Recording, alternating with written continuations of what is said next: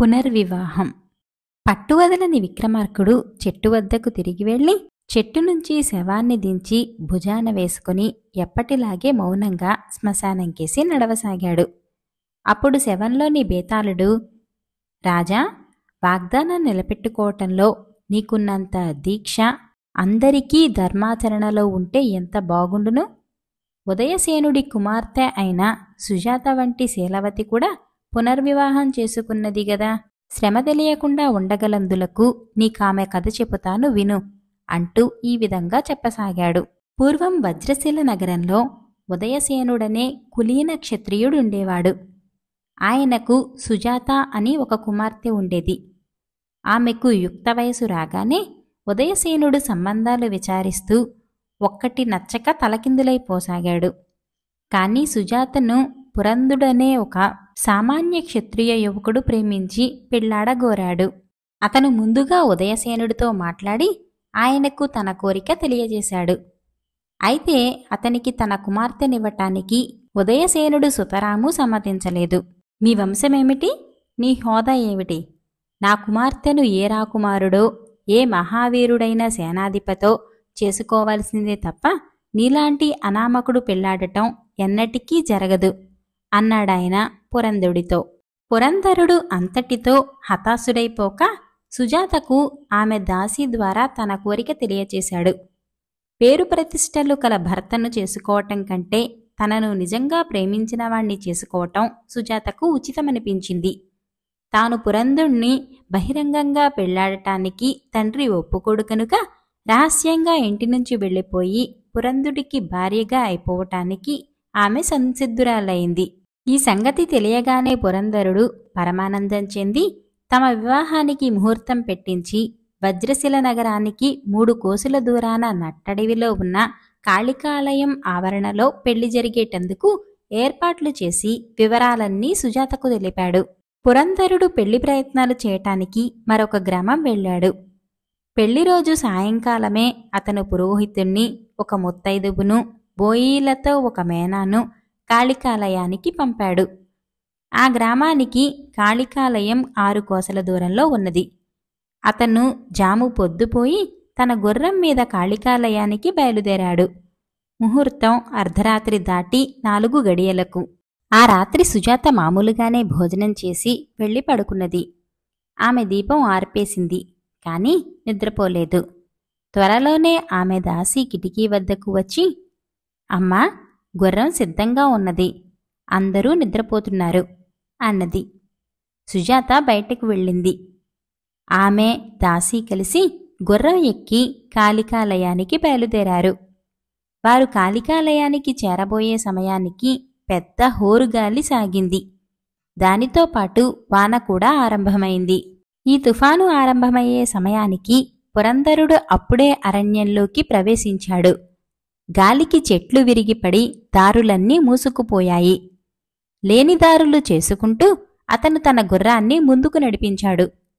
అంతకంతకు తుఫాను ఉధృతం హెచ్చి ప్రయాణం అసంభవమవుతున్నది. అతను ఆ అడవిలో అలా పడి దిక్కు తెలియకుండా ఎంతసేపు తిరిగాడో తెలియదు. గుర్రం అలసిపోయింది. చేసిన ప్రయత్నమంతా వృధా అయిపోతున్నదనే బెంగతో అతను కూడా మానసికంగా నీరసించిపోయాడు. కొంతసేపటికి తుఫాను తగ్గిపోయింది. తూర్పు తెల్లవారసాగింది.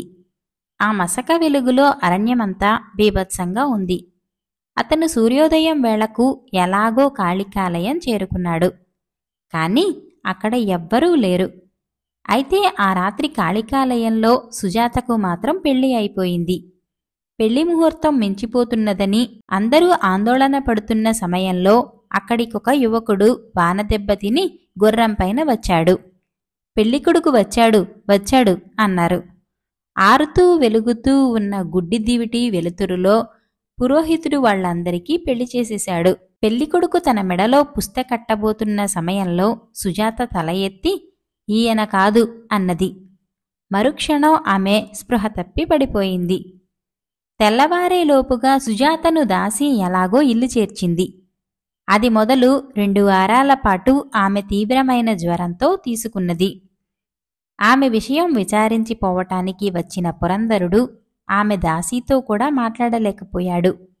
పెళ్ళికొడుకు ఏమైపోయాడో ఎవ్వరికీ తెలియదు. ఇంతలో ఆ రాజ్యానికి పరిసర రాజ్యానికి మధ్య యుద్ధం వచ్చింది. పురంధరుడు ఆ యుద్ధంలో పాల్గొనపోయాడు. అందులోనే అతను చనిపోయాడు.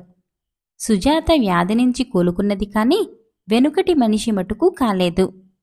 ఆమె హృదయం మనోవ్యధతో బరువెక్కిపోయింది. తర్వాత కొంతకాలానికి ఆమె తండ్రి అయిన ఉదయసేనుడు కూడా మరణించాడు.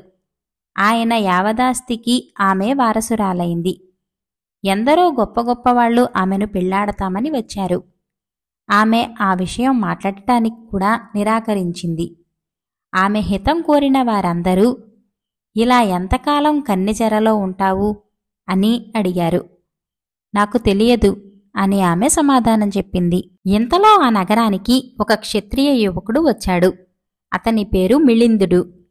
అతను కూడా యుద్ధంలో గొప్ప పరాక్రమం చూపించి ఉండటం చేత రాజుగారి దగ్గర మంచి ఉద్యోగం దొరికింది. ఈ మిళిందుడు సుజాత గురించి విన్నాడు. తర్వాత ఆమెను పరిచయం చేసుకున్నాడు. ఆమె విషాదగాథ విని అతను మొదట జాలి చెందాడు. ఎంతో చక్కనిది, బుద్ధిమంతురాలును, సామాన్య యువకుణ్ణి ప్రేమించింది. అతన్ని పెళ్లాడటానికి తండ్రి ఒప్పలేదు. తర్వాత ఆ యువకుడు కాస్త యుద్ధంలో మరణించాడు. అంతకంటే ఆమె మనసు విరచటానికి ఇంకేం కావాలి? మిళిందుడు జాలి క్రమంగా ప్రేమగా మారింది. అతను ఒకనాడు సుజాతతో, జరిగిన దాన్ని గురించి ఎంతకాలం దిగులు పడతావో సుజాత, నేను నిన్ను ప్రేమిస్తున్నాను. చచ్చిపోయిన పురంధుణ్ణి మరిచిపోయి నన్ను పెళ్లాడినట్టయితే నీకు ఏ లోటు లేకుండా అన్ని సౌఖ్యాలు వనగూర్చుతాను అన్నాడు.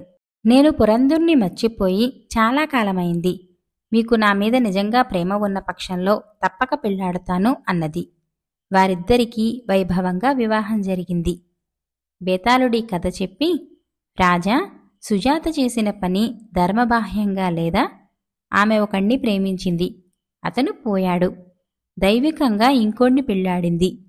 అతను ఏమయ్యాడో ఎవ్వరికీ తెలియదు.